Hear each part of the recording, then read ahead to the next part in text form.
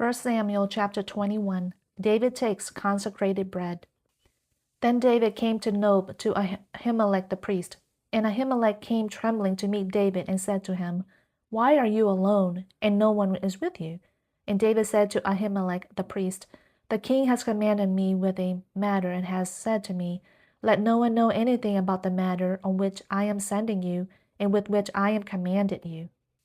And I have directed the young men to a certain place. So now what do you have on hand?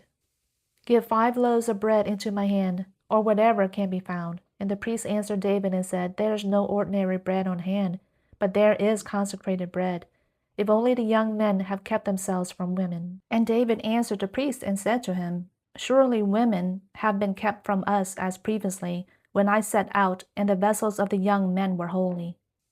Though it was an ordinary journey, how much more then today will their vessels be holy? So the priest gave him consecrated bread, for there was no bread there but the bread of the presence, which was removed from before Yahweh, in order to put hot bread in its place when it was away. Now one of the servants of Saul was there that day, detained before Yahweh, and his name was Doeg the Edomite, the chief of Saul's shepherds.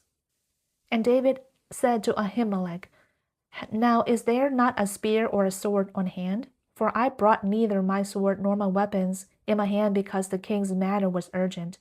Then the priest said, The sword of Goliath the Philistine, whom you struck down in the valley of Elah, behold, it is wrapped in a cloth behind the ephod.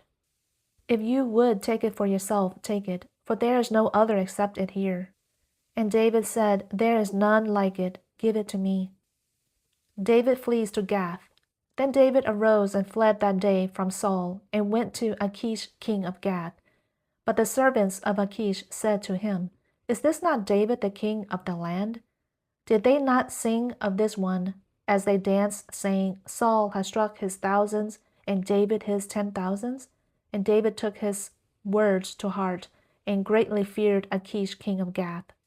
So he disguised his sanity in their sight, and acted insanely in their hands, and scribbled on the doors of the gate, and let his saliva run down into his beard.